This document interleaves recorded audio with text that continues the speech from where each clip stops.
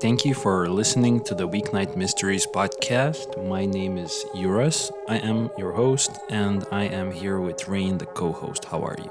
As always, I'm pretty good. How are you today? I'm doing pretty well as well. And today we're going to be talking about a very interesting situation that has been unraveling over the last year. Unfortunate situation for sure. The strange disappearance of Stefanie Damron. I'm not sure how strange it really is, and I guess the reason why we're talking about it today is to, I guess, discuss if it's actually strange. Because it seems like a regular situation for a missing person.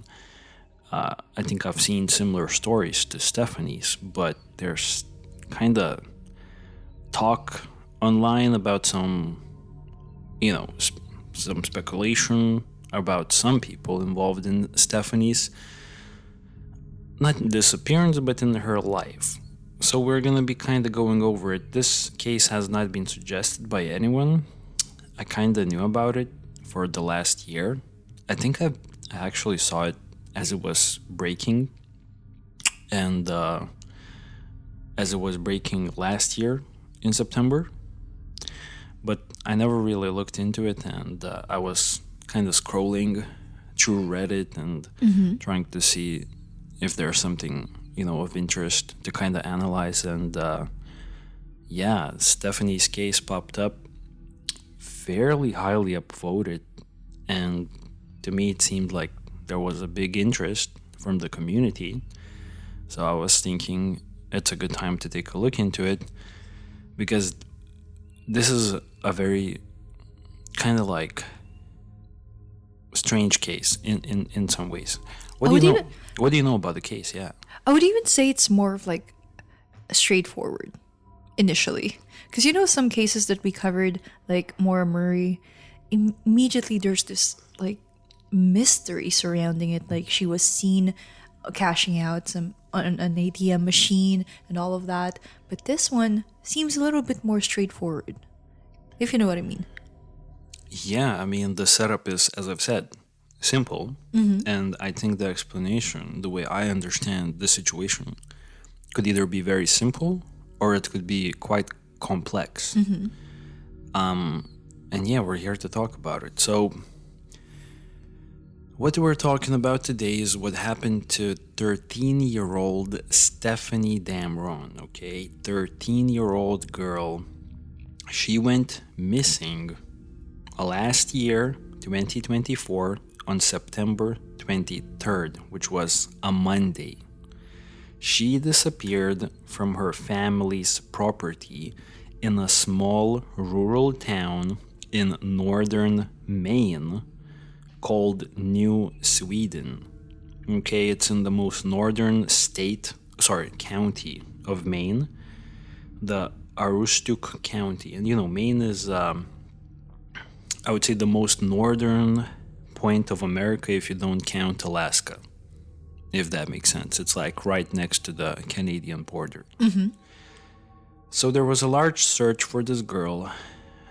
There was around 4,500 acres of land that has been searched with helicopters, dogs, and hundreds of officers. No trace of Stefanie has ever been found. The only physical clue, or at least the only publicly available physical clue that has been uncovered was a single footprint that was found close to the family's property, I believe, leading into the woods. So it kind of makes us think that she really did go into those woods. The investigation to this day remains active, and law enforcement, don't worry about that, law enforcement is still keeping this case very close to the vest. They are not releasing a lot of information about Stefanie or her disappearance, like only the must-know details to the public, which is probably smart. And to kind of paint a better picture of where exactly this is happening, this is Aroostook County in Maine. The population of this county is 67,000 people. Now, this is happening in a small town of New Sweden. I have it on the maps here. It's very interesting actually because I never Yeah. heard of this town. Yeah, New Sweden. New Sweden. I never heard about it. It's kind of cool, I think the name is really cool. right? Such place existed, and we never knew about it. And actually, right next to New Sweden, there's another small town called Stockholm. Oh, that's so cool. Yeah, I think maybe this is where the Swedish First immigrated, yeah. went or something. I don't know. But that's my logic. So if you look at the map, if you kind of Google New Sweden, it's not your typical layout of a town. It's literally a square in the middle of a forest. Oh yeah, it is just a square. It doesn't even have like, streets or like roads or like facilities. It's literally Just a block. just a block in the middle of a harsh Maine forest. And by the looks of it, there's, I guess, one main road, and there's some houses around that one. But the main road doesn't even go there, from the looks of it. It's like it feels so rural. Yeah, it definitely feels quite rural, for sure. So also another thing to mention is that I've been trying to look at the property of Stefanie, where she was living, and I couldn't really find the property. I found sort of indications where she could live because there were some media articles written about this case, and in those articles they have some pictures, but they don't have the exact location. So basically they have a picture of the forest in the distance, and the statement on the article is that the family was living somewhere up that road. So they lived in a very foresty location. Yeah, I heard that they were living off the grid. Like no running water. And I'm not sure if there was any electricity. Oh wait, no, there wasn't. Only a generator. Yes, there was a generator that the family was using to kind of have some electricity. So yeah, once again, the general idea of the case, I will just go back to this little point before we move forward. I think it's either as straightforward as a girl going into the forest and dying due to succumbing to the, I would say, the nature. I mean, from the looks of it, from the maps, it's the forest surrounding New Sweden is vast. Deadly. So it's either as simple as Stefanie dying due to getting lost or getting hurt, and her remains not being found yet because it's such a rural location. That's, I guess, the first thing that would jump to your mind. Or there is something else. And the idea of this podcast is to maybe get to some sort of a conclusion on how believable that something else is. Because I will put it, immediately, straightforward, not holding back. I would say that after everything, maybe the first, unfortunate possibility seems like the more likely outcome in this scenario. But I've seen so many people online going in a whole different direction. So I think it's important to kind of Dissect everything. or take a look at what we can. Stefanie was born on October 6th, back in 2010. She was born in West Virginia. Throughout her life, Stefanie was living in West Virginia. She was living in Texas. She was also living in Illinois. And after Illinois, I think they went to Texas, then they moved back to Maine. Stefanie's parents are Lisa Damron and Dale Damron. together, they are taking care of 5 other siblings other than Stephanie. The siblings' ages range from 12 to 22, so some of the siblings are from previous relationships. I don't know exactly who they are, but, and I don't think it's important to the case, Stephanie was the first child that Lisa and Dale had together. So they're both the parent. It's very interesting though. 5 children in an off-grid location. I would lose my head. I would lose my mind. Like no running water, just a generator for electricity, and you have 5 kids running around. Homeschooled, if I remember correctly. Yeah, that's true. That is true. That's insane work. Well, it's either work or it's lack of work. I don't know how I would. Sugar-coated. But yeah, I did have, Yeah. during my research, I also did have the impression that it could be the lack thereof. Yeah, I'm not gonna say anything. I'm not even gonna blame no one in this case. I'm just Saying what we saw saying what comes to my mind. and what we read. Yeah, what we read as well. So, as I mentioned earlier, the Damron family moved from Texas to Maine in 2020. They built their own yurt on a remote plot of land, and the children were homeschooled. Actually, I remember when you mentioned that they built a yurt. I think it was yesterday. And I was like, wait, what? A yurt? Like, a yurt? What I'm thinking about. The yurt is like, The Mongolian kind of like a tent-ish. yeah. Basically, the yurt sounds terrible to me because inside of it, there are no rooms. So I just don't know how you could, I don't know, like, keep the warmth in when it's winter outside. That's true because the Maine winters are kind of tough. So I don't know exactly how the family's pulling it off. Right? I did go to their Facebook. I think Dale's Facebook. So Dale has been posting a lot lately about the family cutting down trees in their property. And I think they have heavy duty tree cutting machinery where it's like they will put a log on the machine and it's gonna maybe chop it up. I assume that's how they get their firewood. They literally cut their own trees and use them for heating during the winter. I guess that's how they do it. But still, a yurt.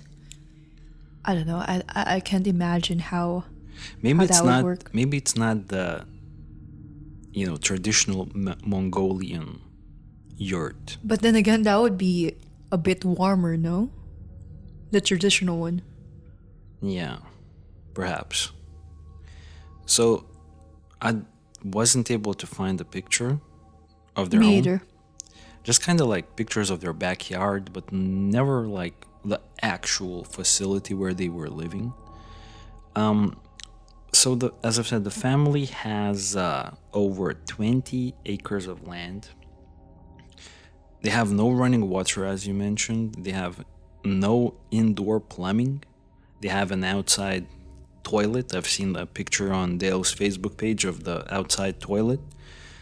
It just looks like an outside toilet, nothing to talk about, I guess. And there was a generator that is providing some power. I believe the generator has been borrowed from a neighbor. But you mentioned earlier that it wasn't the first time they moved. And they moved from West Virginia to Texas to Illinois to New Sweden. I wonder if they actually lived in a house, or is it a kind of situation wherein they're kind of like a traveling family in a yurt, always off grid. You know what I mean?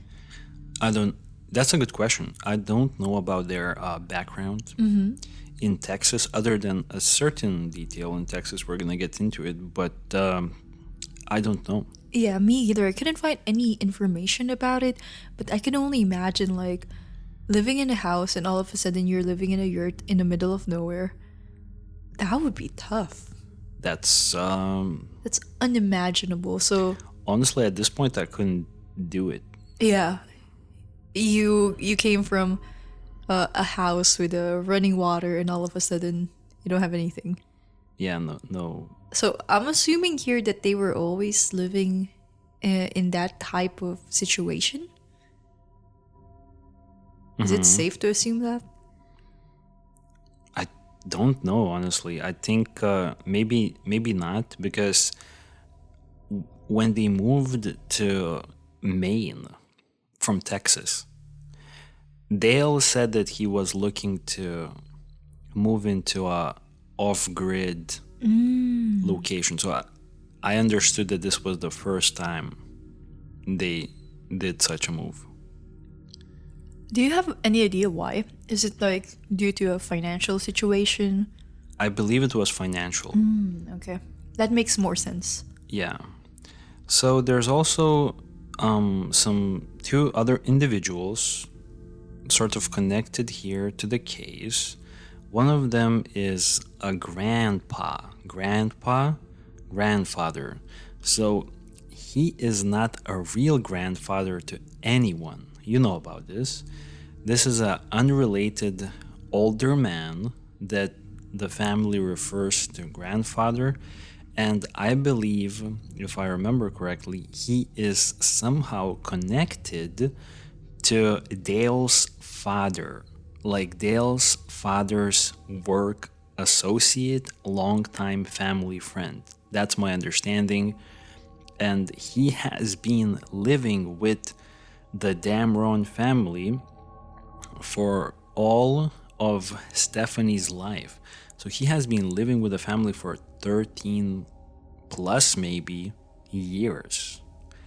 I don't know, I've never heard about such a situation, but honestly, this is already a family that's not doing standard stuff. Yeah. So maybe it's okay. And hey, come on, it's like found family. Maybe they met Uncle Andrew and... It's a grandpa. Uncle Andrew is a different person. Oh, Uncle Andrew is a different person? Yes, Uncle I Andrew. always thought it was always just Uncle Andrew. Oh no, it's Uncle. So Uncle Andrew is another person, kind of I guess not person of interest, but someone worth mentioning. Uncle Andrew is a neighbor that had befriended the family shortly after they relocated to Maine, and he's the same neighbor who provided a generator to the family. And from all accounts, from what I was able to find, and maybe this is where our listeners come in, I did not find anything suspicious about either Grandpa or Uncle Andrew. Uncle Andrew, from what I was able to find, looks like a good guy who provided for the family and was reliable. Grandpa was someone who was just tagged along for like decades, more than a decade. That's so interesting. So you're telling me they had 5 kids and grandpa, and they moved into rural Maine and lived there. Yeah, basically that's what I'm saying. I'm not the one to judge. I am just thinking it's insane. I can't imagine. There's so many people, so many kids to take care of, and no running water. Yeah, it seemed like a hard life. Really tough. So the family would split their time between living in a geodesic dome. I guess that's what they call the yurt. It's a geodesic dome, and living on a trailer on the neighbor's property. So I believe they would either live in the yurt or they would go live in the trailer on, I believe, Uncle Andrew's property. Dale said the reason he chose this lifestyle for his family was because he wanted to support them on his disability check. So it is financially motivated. The family has little interaction with other family or friends outside of the immediate circle. So I guess, some of the kids were from different relationships, but I guess they don't have any contact with the other side of the family, I guess. Yeah, I'm assuming so. It's kind of interesting. And another interesting thing that Lisa said, Lisa is the mother. Lisa mentioned that Stefanie had no friends, which was kind of really sad for me to read. Lisa, she just quickly mentioned that Stefanie had no friends, which is kind of sad to think about for a 13-year-old. It's insanely sad, but at the same time, I kind of understand the situation. They're literally living in the middle of nowhere. She was homeschooled, everyone was homeschooled, and I read an article that said they were just taught enough. They were taught the basics, just enough to survive. And so I'm assuming that there's really no way for Stefanie or her siblings to have any connection outside of their home. Some of the children were like 22. Yeah, that's very interesting. That's interesting. And, I don't know the rules about homeschooling, especially in America. As far as I'm aware, here in like Lithuania, as far as I'm aware, but I could be wrong, it's illegal. Wait, really? I think it's illegal not to send your kid to school. I know, very not free. I would put like I think it's a must, or at least in my life, I've never heard of anyone being homeschooled. As I said, I believe it's illegal, but in America, apparently, you can do it. And my question is, somehow I don't see that the kids were actually doing math, geography, English, physics every day. Like, I don't see trigonometry. There's no way. I don't see them doing that. Yeah, I mean, I read an article that says they were just taught the basics. So how to read and write. How to read and write, maybe do basic math. Yeah. Recognize shapes and sizes. So it's basically these are teenagers who don't have school. Yeah, and in that article, and I could be wrong because I just read it very quickly, it said there that they were taught the basics and they were supposed to pass their GED, and they were ushered to a job center, I believe. It's called the Job Corps. Oh, there we go. I don't know what that is, though. No idea either. Maybe just an employment center. Yeah, something. Just to get like for a regular job. For kids, But you still have to pass your GED. Yeah, definitely. So Stefanie had ran away in the past, and this is somehow not really that shocking. She would walk through the woods usually, and she would disappear for a couple hours at a time.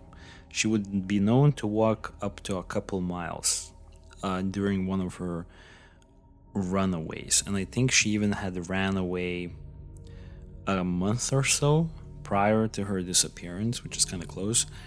But in all of those previous times when Stefanie would run away, she would always come back. So her parents described her as a stubborn and hard-headed child, but she was very loving of her siblings. What do you think about the runaways, the multiple times when she was running away? I understand it, because I also tried running away as a kid. Come on, there should be at least one moment in your life when you tried to run away. I think I was just making threats. Oh, really? But I would never do it. Yeah, me too. It's kind of like, I remember this one specific time I told my dad I'm gonna run away. I think it was because I wanted ice cream and they didn't get me any. And I literally walked up outside of the door to the backyard and built my own place there out of cardboard boxes, like washing machine cardboard boxes. Stayed there for an hour until the mosquitoes bugged me and went back home. Yeah. So I'm just trying to... It didn't work out. It really didn't work out at all. And now I'm just trying to say, like, I think as a kid, it's normal. And in Stefanie's situation, she had the vast wilderness. That's true. She was already in a situation where running away wasn't maybe as big of a deal. Because if you run away in the city, your parents wouldn't really let you. And you have, like, I don't know, neighbors and all. But in their case, she had the forest as a backyard. It's easy to just walk out there. Yeah, that's true. So far, I don't think anything is weird at all. However, do you know any reason why she ran away initially? No, I actually don't know. That's a good question. I would like to know why she ran away in the past. Yeah. Is it because of maybe, I don't know, her siblings? Maybe there was a fight with her parents? Or is it because of something else? So we know why she ran away now. So the reason why she ran away and never came back, the reason why we're talking about the case, is because she ran away after having an argument with her older sister about chores, like who's going to do what. That's what the family said. So Child Protective Services, CPS, they have been involved in the family's life. There were CPS reports that had been filed. I think they had the CPS involvement in Texas, and I believe they had CPS involvement in Maine as well. But this is where we get into some stuff about their Texas life. So while the family resided in Texas, Dale, who was 38 at the time, and Lisa, who was 37 at the time, they were both arrested on charges of abandoning and endangering a child, possession of a controlled substance, and public intoxication. Dale explained that this arrest was about him smoking weed in a car with his children present, which resulted in both him and Lisa temporarily losing custody of their children. He was jailed for 30 days, and their kids were in state custody for 6 months, so half a year. He said that his whole life was destroyed over smoking a joint.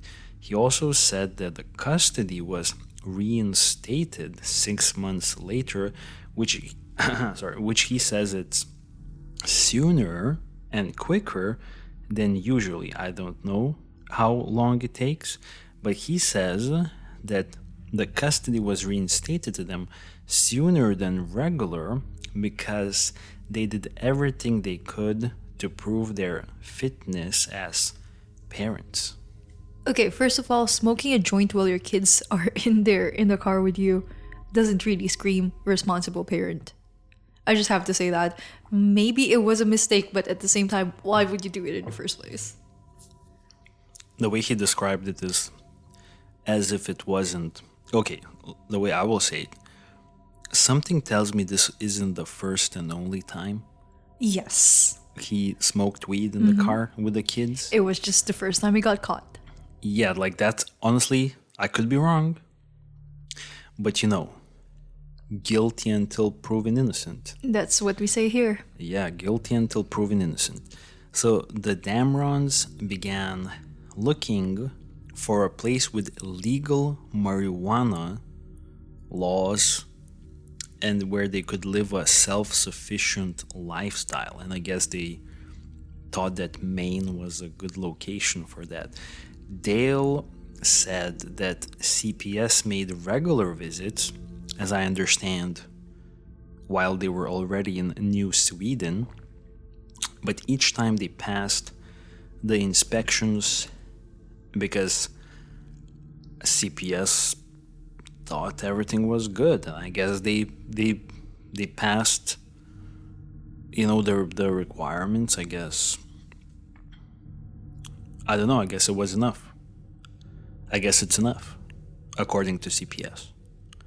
And maybe it is. Maybe it was. Maybe it was. Maybe I'm trying not to be so judgy here. I'm not trying to judge because I looked at Dale's Facebook and honestly, he's not gonna post bad pics. Of course. But the pics that he does post, his kids look like they're having a good time.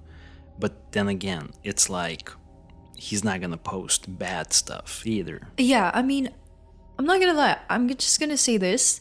They could be, and I'm giving them the benefit of the doubt, good parents.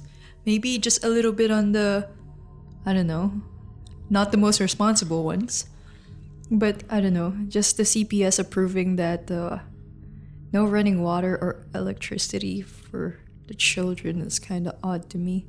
Maybe it's okay. Maybe they don't have to have running water. Maybe Yeah. there's like some sort of standard as long as the location is clean. And they- they're cared for, they're eating.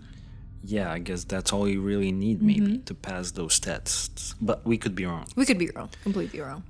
So or we now- could be right. Yeah, we could be right. So yeah, let's talk about September 23rd. But wait, before we do that, let's Yeah. talk about the joint first. Okay. So they kept it moving, right? And then CPS got involved because the parents were smoking a joint in the car and then they moved again. Am I correct? Yes. To Maine. To Maine. Don't you think it's really interesting that they kept it moving? Was there something the parents were running away from? So I don't know. Honestly, I don't know. I didn't find it weird. I felt like maybe It was driven by financial. it was driven maybe by financial. I think that checks out to me. And then I don't know. What are you implying? Do you think that they have like they killed someone in Texas? No, not really. It's just, and hey, I'm on the side of the parents here. Yeah. I'll be completely honest with you. I do think they're completely innocent, but I'm also kind of curious because in some cases that we talked about, remote areas, living in remote areas, in remote situations, far away from everything, and homeschooling your children are often linked to abuse. So I'm not saying they're abusive, I'm just curious. Do you think there's a chance that there was something hidden? Oh, of course there's a chance. Of course there's a chance. I just will say I didn't run into it, but Yeah. of course we don't know what's happening in that family. I think there's always a chance. Yeah, I'm just saying because there's always a pattern, right? You know that. You're well aware of that. Yeah. And Yeah. I'm just trying to think if there's a chance. I guess that's what I'm saying. I think there's a chance. Just my gut feeling after looking at this, my gut feeling, and maybe I'm completely off, but my gut feeling is that there's no abuse happening. Yeah, same here. My gut feeling is that kids are having maybe too much freedom and bad things can happen, and the parents are also like doing some crazy lifestyle. Yeah, I'm not gonna lie. For me, my initial reaction is that there wasn't any abuse happening, although there's a little bit, and I could be wrong. Don't go at me. There could be a little bit of neglect. Oh yeah. So naturally neglect when, the kids are basically just doing their own thing. And the smoking of the joint in Yeah. the car with the Yeah. kids. Okay, anyways, let's Yeah, go for on. sure. Yeah, for sure. But to kind of answer a question, I don't think there's like some hidden, child problems. Like I never got that vibe when I was looking at it. There was a case that we talked about before. I think it's in a ranch. A teenage kid, ran away, and then when investigating, turns out the parents are a little bit on the weirder side. Like the dad is inviting like minors in the house. They know about it. I think we talked about it last year. Oh man, I don't remember. I don't remember at all. There was a kid in a ranch, homeschool, also in the middle of nowhere, America. And then he was seen walking away from the ranch by a neighbor wearing boots, and then he was never found again. And then upon investigation, the mom and the dad were kind of shady in a way that's like borderline, kind of implying that there's a little bit of an abuse. I'll try to remember it. Oh, I think I'm starting to remember. Was this the college football guy? No? Probably not.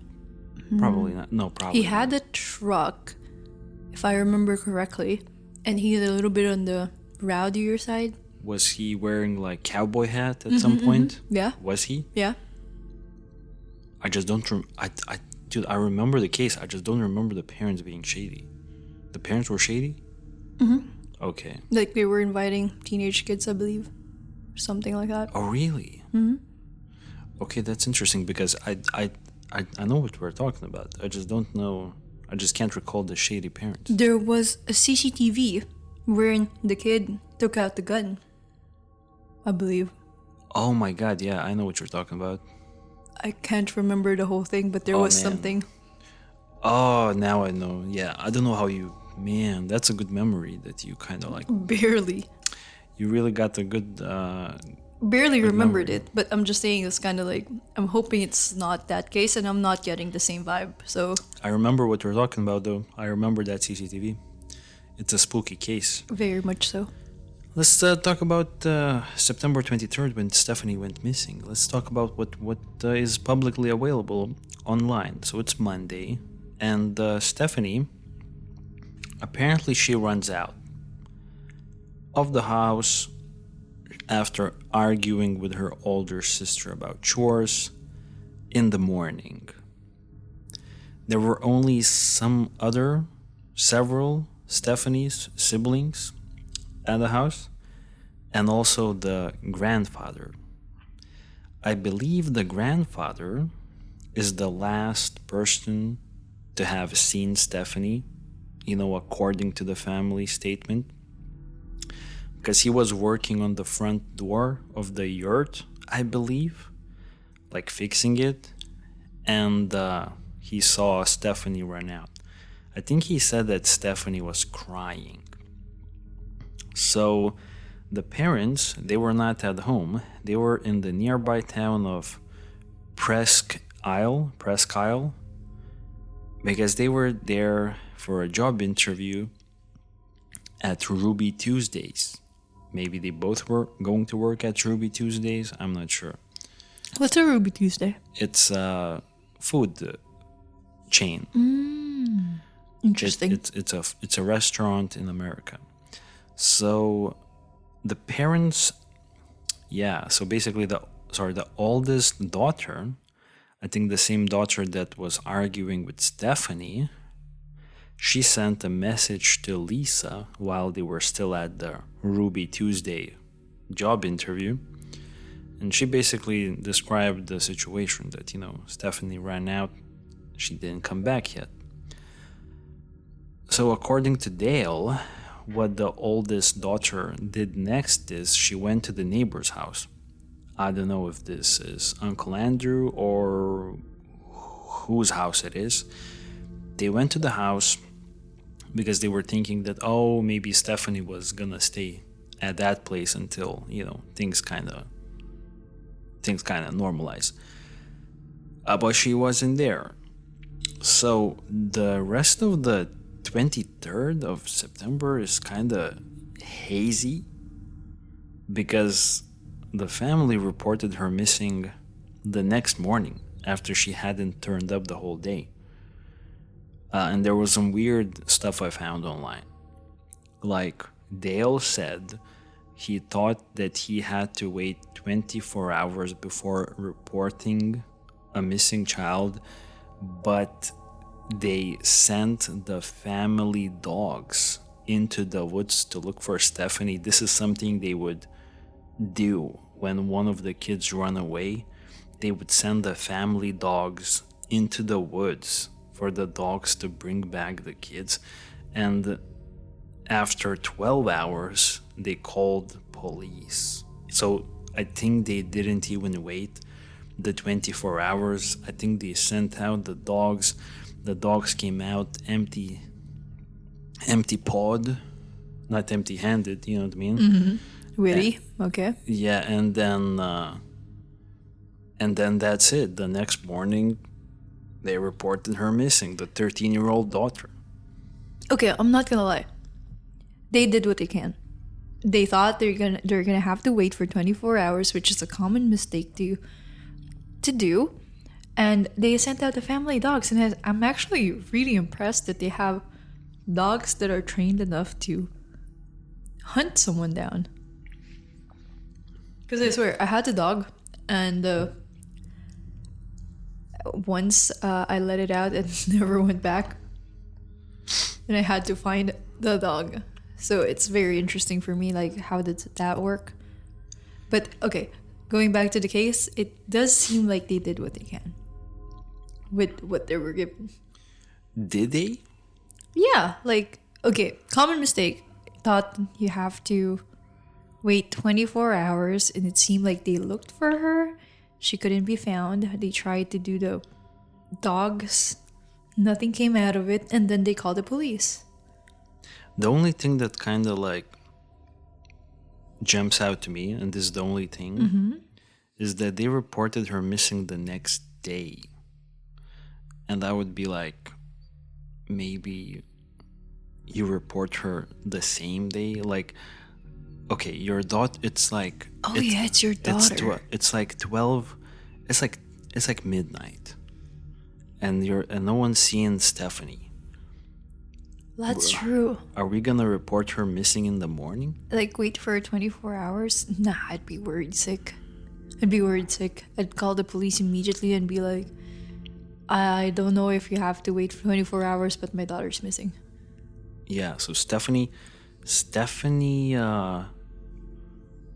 it's, as I've said, it's midnight, and you're gonna wait until the morning? And it was September, so it wasn't the warmest.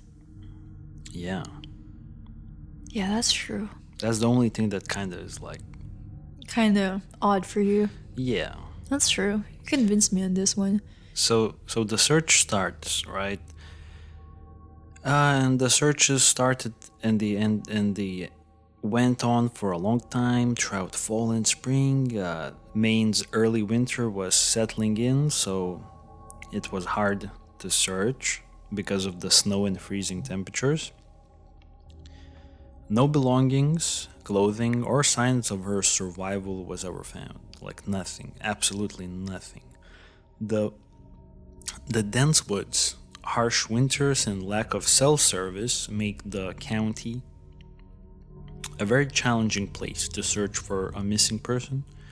And her parents continue to believe that Stefanie might be alive, because her mother said that until they show me a body, I'm not stopping, which is commendable, to keep looking for the daughter, for sure. So we have some statements from the family that I kind of want to get your thoughts on. So let me go through all of the statements. It's, I think, 4 statements in total, and then you tell me what you think about. So Dale says, her sister and her, Stefanie, got into an argument. Stefanie, from what I was told, took off through the woods. The trail used to be real prevalent through there, and it would go straight down to where the mud hole was. The kids would go there and catch tadpoles and everything, and that's what everybody up here had assumed she had done, was cut through the woods, went down the trail, down to the mud hole, and played. Well, when we came home, no Stefanie. The next statement. It literally, for lack of better words, it was like aliens had abducted her, and they didn't want too many things out there because somebody could use that information against it. They could get scared, find out something they didn't want to find out. What? It would have changed a lot of things for the wrong if just a little tiny bit of information got out there. It could have changed the perspective of it altogether. You lost me at aliens. I'm so sorry. So the aliens... Can you rephrase it for me?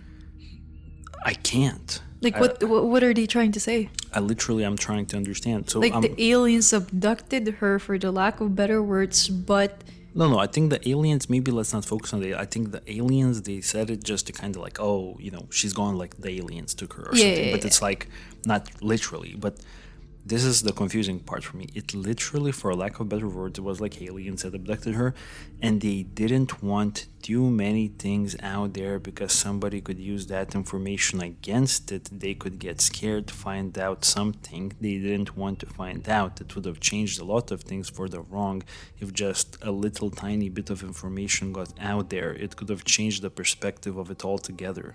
I'm telling you, that's What why I is was like this? that's why I was like, okay, maybe they really were talking about aliens. Yeah, what is this? So Because at first it was like, oh yeah, maybe they just said aliens for the lack of what better is it terms. figuratively? Yeah, figuratively, but like as you And- go on and on and on, it's like the aliens didn't want more information to go out because It's like what X-Files. and what and what?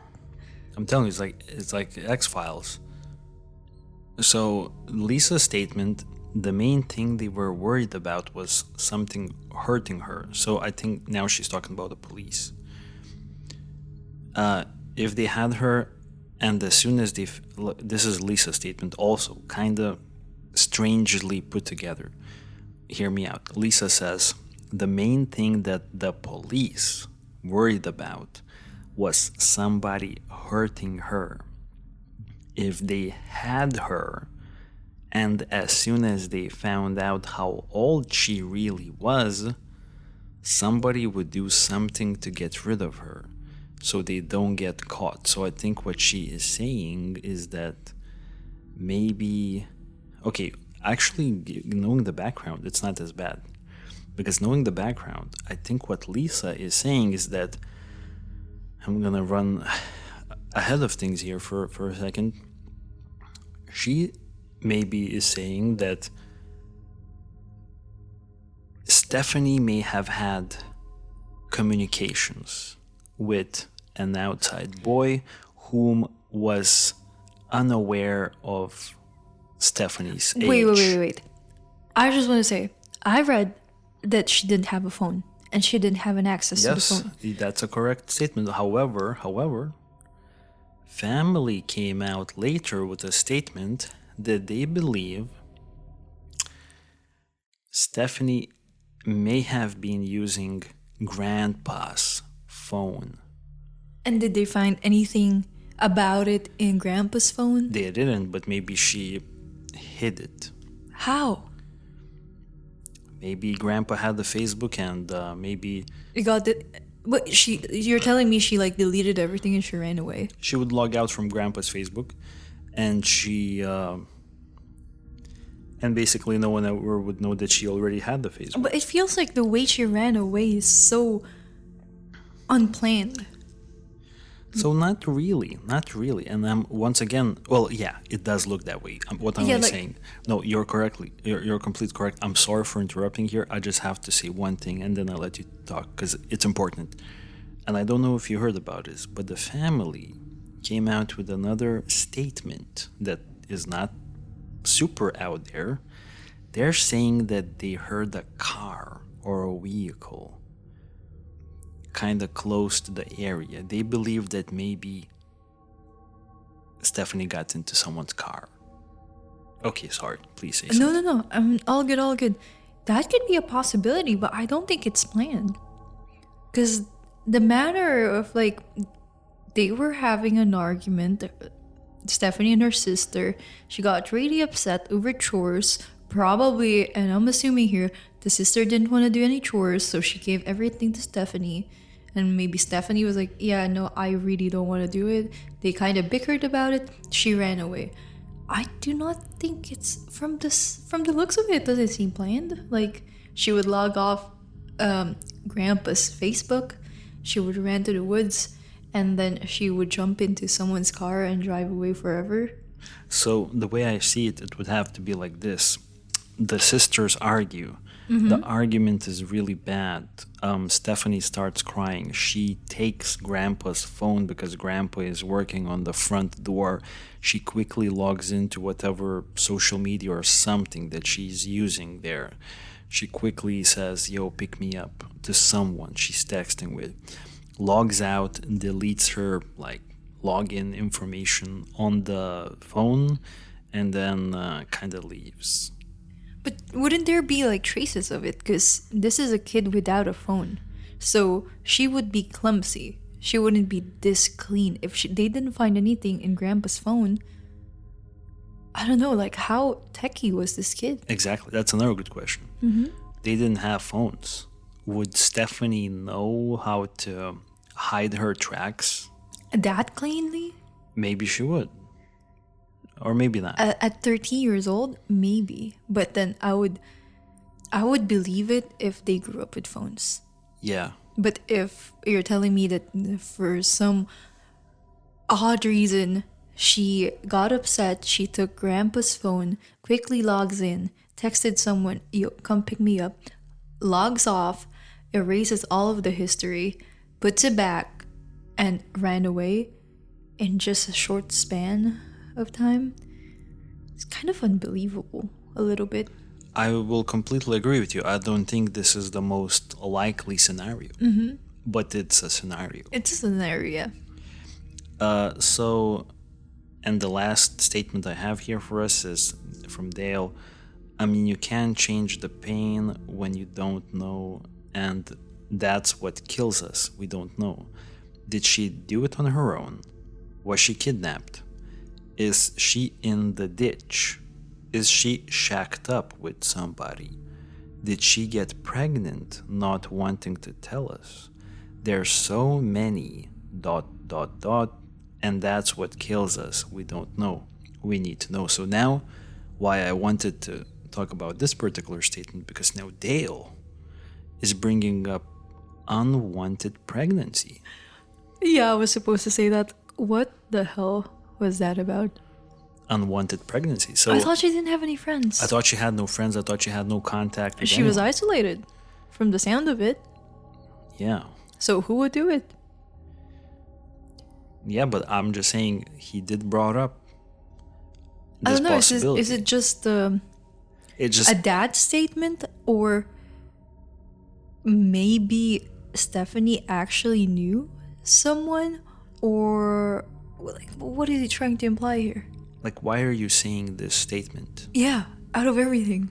Why are you? What is the mental? What's the logic behind this statement? Not, I would say not even the logic. Like, what is the mental state of providing this statement? Is it like? Is it? Old school patriarchal No, mindset? I'm not even going into any of this. I'm trying to say is that when you say this statement, when you're kind of dropping in another theory, because this is what's happening, what is the motivation? Is the motivation to suggest possibilities to the public, or is the motivation to create new possibilities to the public? Do you know what I mean? Yeah. It is the idea here to kind of like hide something and create some new avenues for people to think about? Or is it a real suggestion that could be real? I don't know. Either way, it's weird. It's strange. It's a really weird thing to say. For a kid, 13 years old, apparently isolated, it really doesn't make sense. It's kind of creepy in a way, no? That it was inserted in the statement. She's 13. And isolated, apparently no friends. And she was 13. 13, dude. That's a complete She kid. could be pregnant? Like, how does that... Isn't that It's a statement from the father. And it just, well, the more you think about it, maybe we're thinking too much about it. It could be that we are, Okay, let's Dale- not think too much about it. It's still very weird. it's still weird, but then Dale is not your typical guy. So could he be a innocent, not typical guy and say something like this? Maybe. From the sound of it, yeah. he could be a not typical guy. He's already living in a yurt. And the thing is, I also kind of stalked his Facebook, and it does seem like he's giving me a vibe that he would say things like this. Yeah, he would say something like that. Yeah, and maybe he even said it without thinking too much about it. And now we're sitting here, like analyzing every single. But come on, it's weird. It's as weird as that. I don't know, that weird alien statement that doesn't make any sense. That one was bad. That one was a bad statement that had no idea behind it Exactly. by the sound of it. Okay, so I had also prepared the timeline. Obviously not the whole timeline. I'm not crazy. Some points, but you know what? We will be maybe skipping the timeline because I think we already discussed everything. I guess from the timeline, from the wider picture, the only thing I will mention that CPS, I believe, the public intoxication and the endangerment of children case was actually from 2015, so it was a very long time ago. So the endangerment of the children happened 9 years before Stephanie went missing. So I would It say was a that long time ago. I would say within 9 years, you could assume that people have changed in 9 years. So maybe the people who smoked weed in the car are no longer the same. They grew up and they matured. Yeah, so Hopefully. so maybe that could be also what's happening. Yeah. So I'm looking at the timeline. Oh yeah, the only thing from the timeline that I will say is that there was this one interesting thing that here we go from the timeline. Here we go November 11 of that same year when Stephanie went missing. So like 2 months, not even 2 months, close to 2 months after her disappearance. Dale, the father, said he and the family suspect Stephanie used an old cell phone belonging to grandfather to connect with people on social media. This was a month and a half into her disappearance. They were still kind of throwing out possibilities about social media. It wasn't even initial, it wasn't even like initial, like, oh, Stephanie's missing for 1 or 2 days. Are kind of throwing out these social media possibilities, right? They're throwing out social media possibilities 1.5 months later. Something to think about for sure. And also in January of this year, so January 7th, this is already maybe like several months into Stephanie's disappearance, family comes out with the information that there was a vehicle that the family members heard that passed by shortly after Stephanie ran off. Nobody saw it, but they heard it. It could have been a car, or it could have been a four-wheeler or a motorcycle, something like that. But by the time they went up there was no vehicle. My problem with this is that means their statements were constantly changing, were completely unreliable. Because what was that statement that the kids didn't have any phones? And from the way the picture was painted is that they were financially not well enough to have their own place, and they're relying heavily on the disability checks. But then you're telling me there were multiple phones lying around in the house? Well, phones are cheap. Not when you have 5 kids. Maybe there was some extra phone.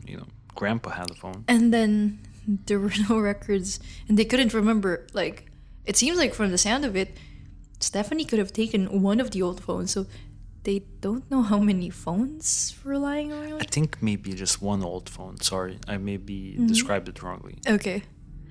And also, I want to kind of step in and defend the family potentially for 2 seconds, because when we say that, oh, they said these statements and they're changing their statements, maybe they're not changing their statements, because I believe they told police probably everything on day one, and maybe they're just coming out with this to the public. So it's not like they're changing statements. Maybe they're just releasing information to the public. But you know, the people who are really working on like finding Stefanie, they already know everything they need to know. Oh, okay. So I wouldn't judge them for like, oh, in January coming out Oh, with by this the way, vehicle. she probably took an old phone, texted someone on social media, and ran away. Yeah, I don't think they're saying this like month in. Okay. I think they're just releasing it to the public. But the people who need to know, they know. Okay, that's good. And I'm assuming now that the car was also mentioned to the police. Oh, of course. I would be shocked if they just kind of didn't mention it. Mm-hmm. It wouldn't make any sense. Okay. So basically,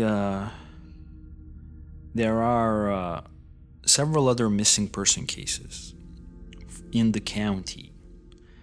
And a couple of them I found very interesting. One of them is Atin Shaw, a woman who went missing in 2021.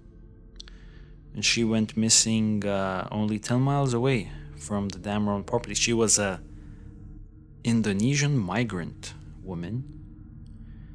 And I looked into that case briefly. And by the looks of it, the husband could be involved. But I'm way too quick to judge because she just went missing and the husband didn't report her for like over a month. That's a huge red flag. But this case most likely has no relation to Stefanie's, at least from the initial looks of it, because would that husband also be potentially responsible for Stefanie's disappearance 3 years later? I doubt it. And there was another woman, Thomas Hoyt, who went missing. I did not look into her case too much, other than I think mental problems have been mentioned. So I'm not gonna also think that they're related. But what I'm saying is that the woods make people disappear in Maine. Understandably so. Okay. It's massive. Yeah, okay. So that's all I'm gonna say with that. I don't know what this even was, this segment that I just did. Well, maybe you're trying to. I guess you're just trying to mention that this was not an isolated case, missing person case, Yeah. in such a not a small area, in such an area with so little people. Yeah, exactly. Thank you so much for correcting me. Basically, this is my idea. I just remembered my idea. Thank you. My idea was that there's, if I'm not mistaken, too many missing people per capita. Like there shouldn't be so many missing people in this county per capita. But then again, there's like a vastly dense forest, Yeah, that's true. It's a dangerous location. just like 2 steps away. You could get in trouble there. So this is it. The other thing that I would see us talking about or reacting. This is the only other thing, because we're done. We're done with Stefanie Damron's storytelling part. People online are looking at Dale's Facebook, and they're thinking that he's posting some interesting stuff. I'm with them, honestly. I have one in particular interesting post by Dale, and I think you've seen this one. It's basically the picture, and even you have it in the file. It's how you know you found the perfect woman post. Do you know this? How you know you found the Yes. perfect woman post? I'm gonna try to describe. I don't know if you see it. Maybe you could describe, because I think you're better at describing. Can you describe to the audience, like, what is this post? So basically, it's kind of like a reel on Facebook where a dude is pulling what seems to be A body a bag. body, a woman or a human wrapped in black garbage bag that Like looks like a a murder, body. like Yeah, yeah, like yeah. a murdered body. Yep. And the headline is, how you know you found the perfect woman is when the woman is helping you remove dead bodies. And the caption is like Bonnie and Clyde. Yeah, like Bonnie. I think, yeah, like, so he wrote like Bonnie and Clyde. No, it was the caption of the. Okay, so he's basically just sharing this. He's not posting, he's sharing. So it's a pretty weird and I would say highly insensitive Very much so, yeah. thing to share in the given the circumstances. Right? It's also kind of odd that like they do have a record of smoking in the car with the kids when they really shouldn't have done it. It feels like they are actually partners in crime and the kids are just, I don't know, there. Okay, go ahead.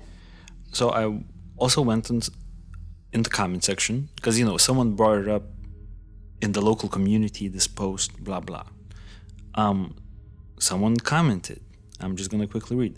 I will never go anonymous on any comment I make about this situation because it just gets my blood boiling. That little girl never made it off that property. And the parents, if not the sister and grandfather figure or Uncle Andy, someone in the family, if not all of them, know what happened and where she is. And the whole, oh, she was talking to guys online story is completely and totally ludicrous. And honestly, it's insulting. I'm sorry, but not sorry. Whoever believes this nonsense needs a mental evaluation. And another post is the dude that seen her that night trying to break in his truck and hung out with her for a few hours and brought her back home, gave the girl a knife to protect herself, says that she was hurting his dog by pinching it. He was up here doing work on someone's basement floor. He said the FBI had already checked him out. I don't know, but just have a bad feeling about all of that. Okay, I have no idea. This is I feel like my comprehension in this case is like so low that no, it's nothing makes sense to me. dude. I'm sorry. This last post that I just read, scratch that. I don't know why I saved it. I think this is when you're already like way more deep into the rabbit hole than we are. I did not understand anything from the last one, but maybe let's reflect on the first one. What do you think about the lady who says that the family did it? What is your response to the lady who's saying that the family did it? And by the way, this lady is the top upvoted comment in the community. She has 62 likes. The community feels like the family did it. How would you reflect on that? I don't think the family did it. I know we always say like guilty until proven innocent here, but it doesn't really give me a vibe of, oh, they did it. I do feel that there's a lot of neglect from the parents, and I do think that the social media, Stephanie stealing the granddad's phone, it's utterly BS. And I don't think she would be like so well versed into social media that she actually found someone when all her life she wasn't really given a phone. I find that complete BS. But I also do not think that the family did it. But I could be wrong here. You don't think the family is responsible? It doesn't really give me a vibe, but then again, I don't have any proof and I'm just going on with my gut feeling. To answer that question, do I think the family is responsible? After everything I've seen in this case, my gut feeling is no. But you could see that there's a lot of neglect. Yeah, I could see that the conditions are bad. Terrible. But my gut feeling is that the family is not responsible. But that's just my gut feeling. Yeah. I'm so happy we have investigators doing the work, hopefully. And I hope they have more information than what we have, because we're basically trying to piece together crumbs. Yeah. So last few things before we check out. We have I guess this is the Facebook profile pic of Dale. And how would you describe the current, or yeah, how would you describe the profile pic of Dale? Completely inappropriate. Basically, it was his picture holding up a gun and pointing it towards the camera. Yeah, you could just see the end of the barrel. But it also seems like he's laying down in a bed, Yeah, trying to be cool, and he doesn't have a top on. Yep. And then the last one is that there is a Facebook profile called Inappropriate Witch, and I believe Dale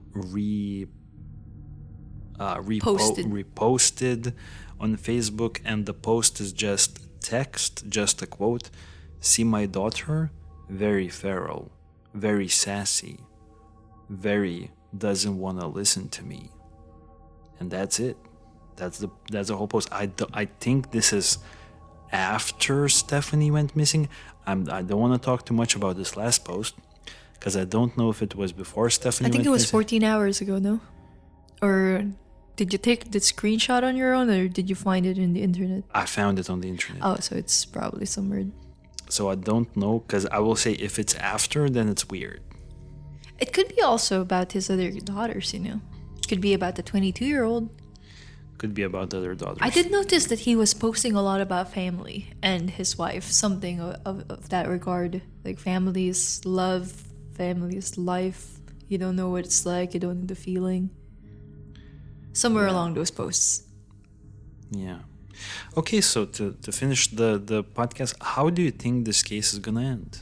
Or do you think we're just gonna never know anything anymore, and then 2 years, 5 years from now, this is just another cold case that has absolutely no leads and everything is dried up and nothing will ever happen? Or do you think we're gonna know something? For Stephanie's sake, I sincerely hope from the bottom of my heart that if we're going to that thinking, it was a good person and she managed to get out and she's living in a better situation now. She would be 14. Is there a possibility?